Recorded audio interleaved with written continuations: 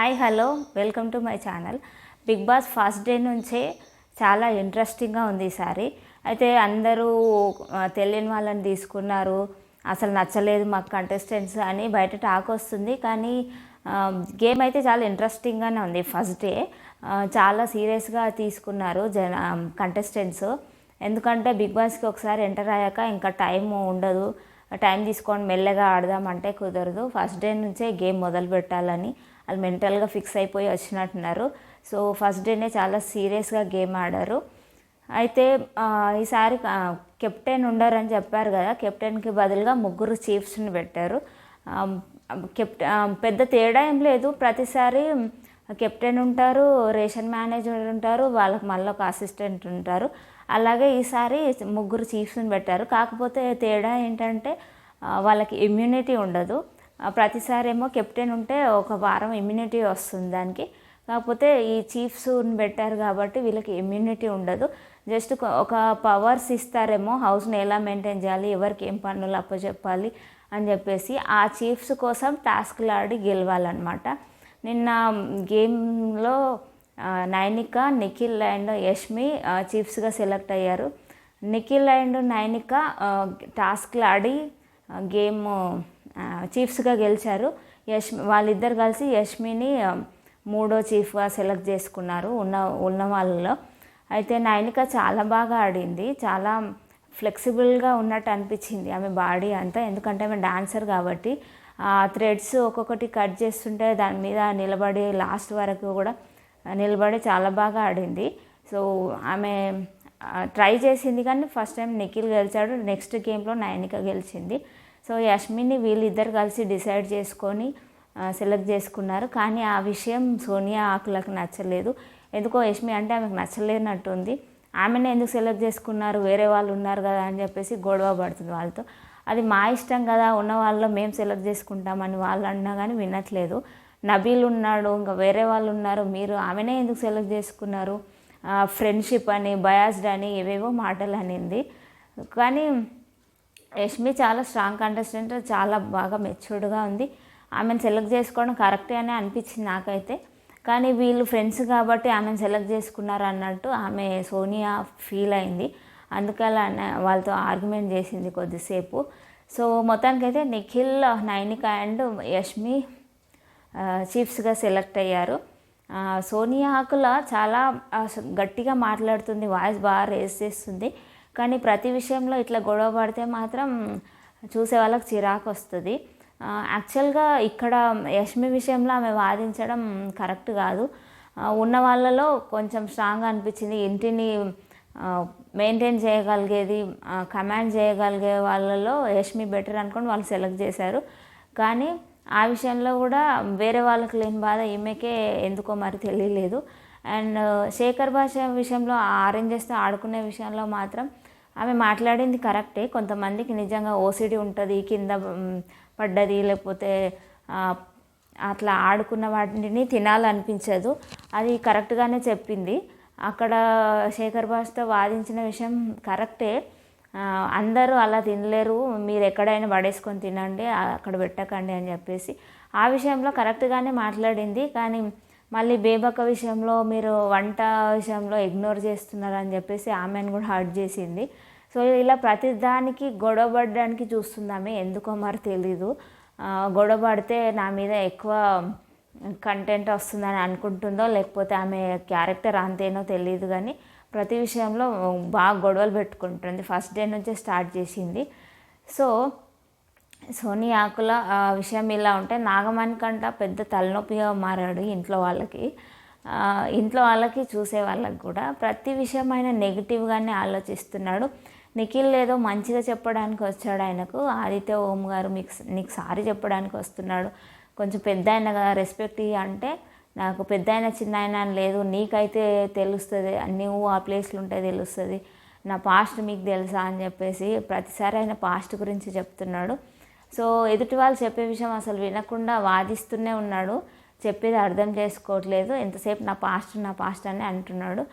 So ప్రతిదీ నెగిటివ్గా ఆలోచించి కొంచెం ఏమంటారు దాన్ని, ఇన్ఫీరియారిటీ కాంప్లెక్స్ అంటారు కదా, అది ఉన్నట్టుంది ఆయనకు. నా మీదనే ఫోకస్ ఉండాలి, నా సింపతి గెయిన్ చేయడానికి ట్రై చేస్తున్నాడు ప్రేక్షకులకు ప్రతిసారి.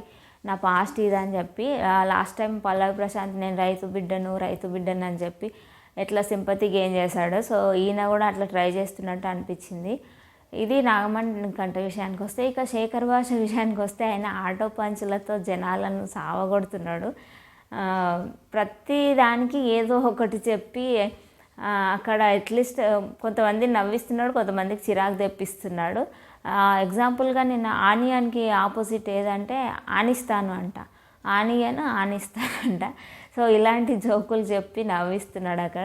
కొంతమంది అవి బాబోయ్ అని తలలు పట్టుకుంటున్నారు, కొంతమంది ఏమో ఎంజాయ్ చేస్తున్నారు ఆయన జోకులని.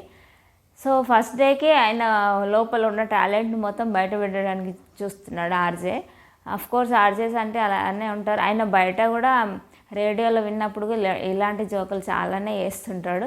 సో ఇక్కడ ఉన్న వాళ్ళకి కొత్త ఏమో కానీ ఆయన టాలెంట్ అయితే చూపించుకోవడానికి ట్రై చేస్తున్నాడు. ఇంకా నబీల్ వచ్చేసి శేఖర్ భాషతో ఫ్రెండ్షిప్ చేయడానికి చాలా ట్రై చేస్తున్నాడు. ఎందుకంటే బయట చూసి వచ్చాడేమో ఆయన. శేఖర్ భాషకి మంచి ఫాలోయింగ్ వచ్చింది మొన్న లావణ్య రాజ్ తరుణ్ విషయంలో. చాలామంది ఈయనకు సపోర్టివ్గా కమెంట్స్ అవి పెట్టారు యూట్యూబ్ ఛానల్స్లో. సో ఈయన కరెక్ట్ ఉంటాడు, ఈయనతో ఫ్రెండ్షిప్ చేయాలని అనుకుంటున్నాడేమో కానీ ఆయన వెంట తిరుగుతున్నాడు. ఫ్రెండ్షిప్ చాలా అవసరం ఈ హౌస్లో, లాస్ట్ వరకు ఉండాలంటే ఒంటరిగా ఉండలేం కదా అని చెప్పేసి శేఖర్ భాష్తో చెప్తూ ఆయనతో ఫ్రెండ్షిప్ చేయడానికి ట్రై చేస్తున్నాడు.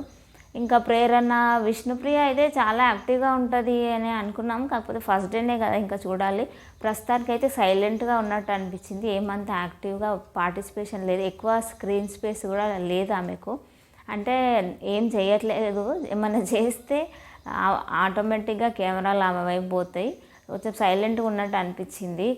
ఎవరెవరంటే విష్ణుప్రియ, ప్రేరణ కూడా వాగుడుకాయ చాలా బాగా యాక్టివ్గా ఉంటుందని అనుకున్నాం కానీ ఫస్ట్ డే అయితే అంత లేదు. విష్ణుప్రియ, ప్రేరణ, బేబక్క కూడా సైలెంట్ అయిపోయింది. చాలా ఎంటర్టైన్ చేస్తుంది అని అనిపించింది ఆమె ఏవి చూసినప్పుడు, స్టేజ్ మీద చూసినప్పుడు.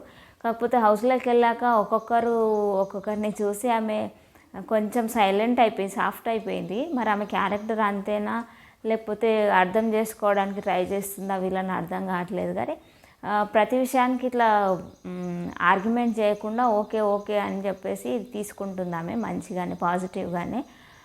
ముందు కూడా అలానే ఉంటుందా లేదా చూడాలి. ఇక ఆదిత్య ఓం గారికి ఇంట్లో వాళ్ళకి అసలు కనెక్షన్ కుదరట్లేదు అనుకుంటా. ఆయన సైలెంట్ అయిపోయాడు, వీళ్ళు ఎక్కట్లేదు అనుకుంటా ఆయన మైండ్కి.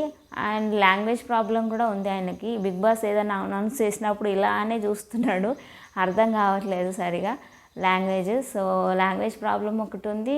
అండ్ ఏజ్ గ్యాప్ వల్ల వీళ్ళు ఆయన కనెక్ట్ అంత కావట్లేదు.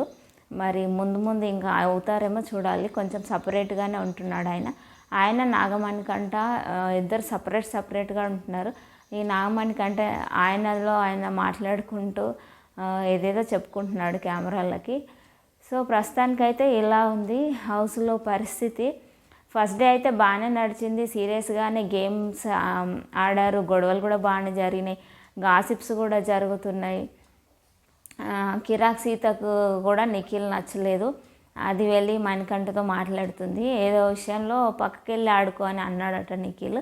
అలా అనడం ఏంటి, నన్ను తక్కువ చేసినట్టు అనిపించింది అని చెప్పేసి సీత చెప్తుంది నాగమణికి. సో నువ్వు ఫస్ట్ గట్టిగా చెప్పాలి, లేకపోతే ఇలానే ఉంటుంది అని చెప్పేసి ఆయన సలహా ఇస్తున్నాడు. ఇంకా విష్ణుప్రియ కూడా నచ్చలేదు నాగమణికి. ఆమె నీలో కొంచెం ఫెమినైన్ క్వాలిటీస్ ఉన్నాయి, నువ్వు చాలా క్యూట్గా ఉన్నావు అని చెప్పింది. ఓటేసింది బయటికి వెళ్ళడానికి కాబట్టి ఆయనను కూల్ చేయడానికి ఏదో చెప్పడానికి ట్రై చేసింది, కానీ అది మిస్ఫైర్ అయింది. ఫెమినైన్ క్వాలిటీస్ అని ఎలా అంటావు నువ్వు, ఇట్లా నేషనల్ టెలివిజన్లో పట్టుకొని నాకు ఒక పాప ఉంది అలా ఎలా మాట్లాడతావు అని చెప్పేసి కోపం వచ్చింది ఆయనకి. సో ప్రస్తుతానికి ఇంకా పృథ్వీరాజ్ అయితే ఇంకా ఆయన పర్ఫార్మెన్స్ ఏమీ అంత చూపించలేదు. లైవ్లో అయితే ఒక ప్రాంక్ చేయడానికి ట్రై చేశారు కానీ అది ఫెయిల్ అయ్యారు నబీల్ అండ్ పృథ్వీరాజ్ అంత బాగా చేయలేకపోయాడు. సో నబీల్ అనుకుంటున్నాడు ఈసారి నుంచి ప్రాంక్ చేస్తే మంచి వాళ్ళని పెట్టుకొని చేయాలి, ఇలా మధ్యలో ఫెయిల్ అయ్యే వాళ్ళని పెట్టుకుంటే ఇలానే ఉంటుంది అని చెప్పేసి ఆయన ఒంటరిగా మాట్లాడుకుంటున్నాడు. ఎంటర్టైన్ చేయడానికి ఏదో కంటెంట్ ఇవ్వడానికి ట్రై చేస్తున్నాడు నబీల్ కూడా. నైనికి అయితే మంచి స్ట్రాంగ్గా ఉంది అమ్మాయి, చాలా చిన్న ఏజ్ కానీ చాలా మెచ్యూర్డ్గా ఆలోచిస్తుంది. యష్మి కూడా చాలా బాగా మాట్లాడుతుంది. నాగమణిని వెళ్ళి ఓదార్చడానికి ట్రై చేసింది, నీకు నేనున్నా వచ్చి చెప్పుకో ఏదన్నా అనిపిస్తే అని చెప్తుంది. కానీ ఆయన లేదు లేదు నాకు అట్లా చేస్తే నేను కామ్ అవ్వలేను, నాకు నేను ఒంటరిగా ఉంటేనే మళ్ళీ రికవర్ అవుతాను అన్నట్టుగా చెప్తున్నాడు. సో వీళ్ళందరూ పాజిటివ్గానే ఉన్నారు. ప్రస్తుతానికి సోనియా ఆకుల ఒక ఆమె, నాగమణి, వీళ్ళిద్దరు కొంచెం నెగిటివ్గా అనిపిస్తున్నారు చూసే వాళ్ళకి. అని 2 రోజులకే డిసైడ్ చేయలేము, కానీ నిన్న ఆడిన గేమ్లో నిన్న జరిగిన గొడవలు అయితే ఇలా అనిపించింది.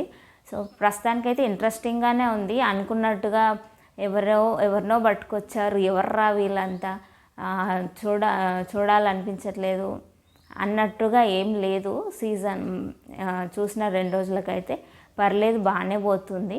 సో ఇప్పుడు వచ్చిన ప్రోమోలో కూడా మంచి గొడవలు అవుతున్నాయి 2 రోజులకే, రసవత్తరంగా ఉంది నామినేషన్స్ విషయంలో.